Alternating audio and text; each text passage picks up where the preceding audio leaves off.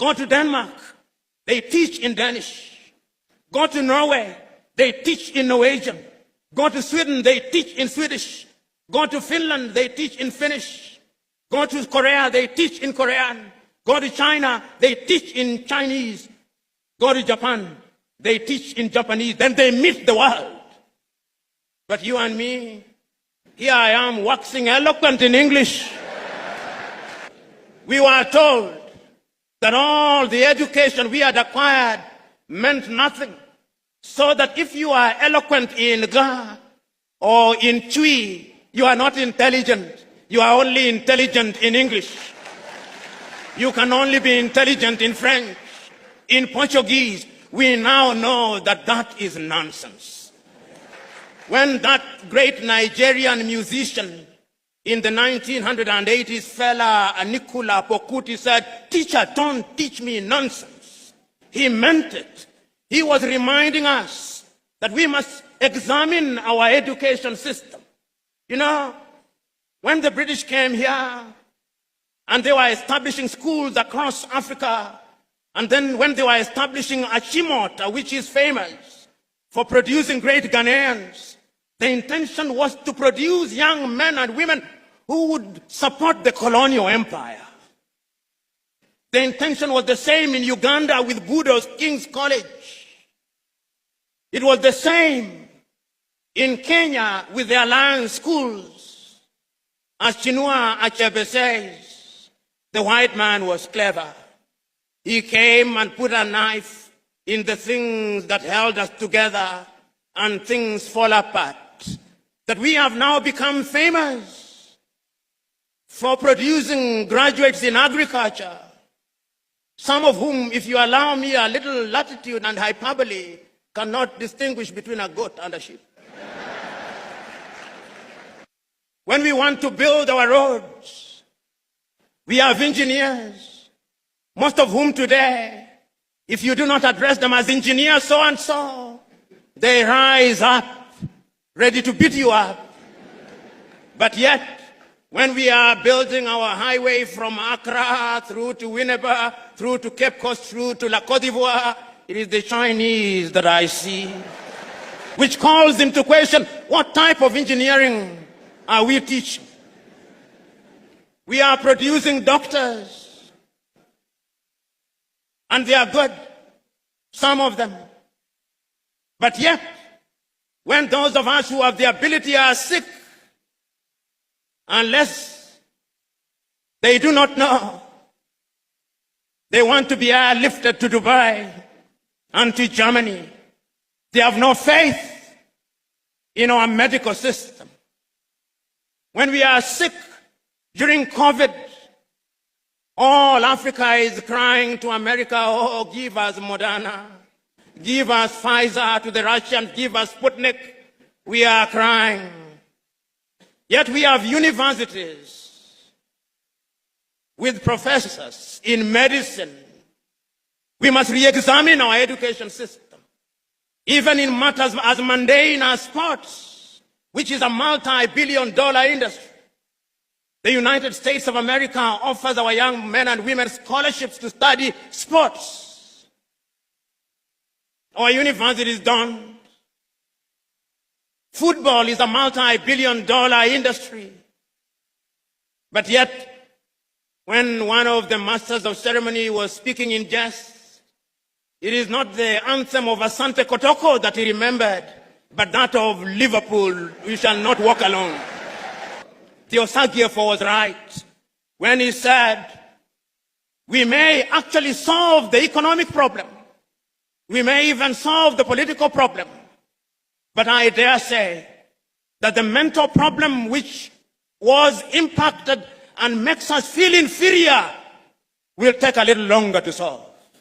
In 1933, Carter G. Woodson, that African-American educator writing in his book, Miseducation of the Negro, said that we have been so miseducated for so long.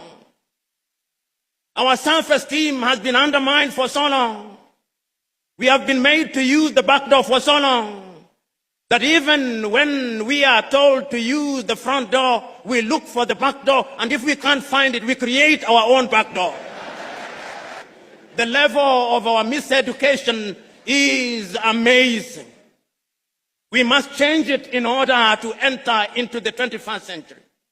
Today, if I stood here and asked young Africans, and there is no shortage of them here, how many African authors do you know? And I asked, which is the last book of Chinua Achebe that you read? Or Kofi Awunor?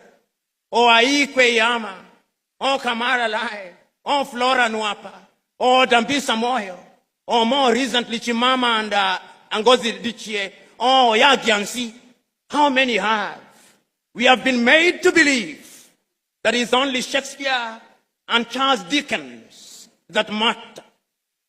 The Osagyefo, to whom Africans owe an apology, wrote in his great book, Neocolonialism, the last stage of imperialism, and the most dangerous. We are in that stage. That stage when the colonizer still wants us to believe that our literature is inferior, that our science does not exist, that our mathematics does not exist, that we have no medicine to talk about, that we cannot mine beyond Galamsey, that we cannot extract our own oil, that we have no business being in robotics and cryptocurrency, that we must be consigned to the Museum of History alongside the spinning wheel, that we have no business being in the jet age. That is what we are being told. And my fear is that we appear to be believing it. If we are to give meaning to our independence, then education must be our focus. So said Ethiopia's Haile Selassie. If we want to change the continent of Africa, we must give meaning to education. So said Mwalimu Julius Kambarage Nyerere of Tanzania on that day. If we are going to change my little Senegal, we must give education priority. So said Leopold Sedar Senghor of Senegal. Even the complicit Félix Houphouët-Boigny in La Côte d'Ivoire believed so. When you see our judges dressing, they still dress like Father Christmas. Whoever told us that justice could only be administered when you dress like Father Christmas, I do not know. We live in a world where we are so mentally captured that those of you in the middle class, your greatest claim to fame is that my daughter can no longer speak Chui, and is meant to be a badge of honor. It is a badge of complete colonial conquest. And we cannot enter the 21st century with that mindset. Go to the countries in the Scandinavia, which we can dare compare ourselves with. Go to Denmark, they teach in Danish. Go to Norway, they teach in Norwegian. Go to Sweden, they teach in Swedish. Go to Finland, they teach in Finnish. Go to Korea, they teach in Korean. Go to China, they teach in Chinese. Go to Japan, they teach in Japanese. Then they meet the world. But you and me, here I am waxing eloquent in English, not in Kiswahili. We must revamp our curriculum. I suspect you are either using Samsung or Huawei. What did China do 30 years ago? They made a decision that we are going to change our education system.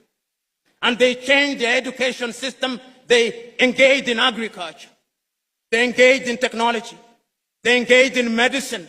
They engaged in everything. And today China is the second strongest economy in the world, with a GDP of no less than 19 trillion United States dollars.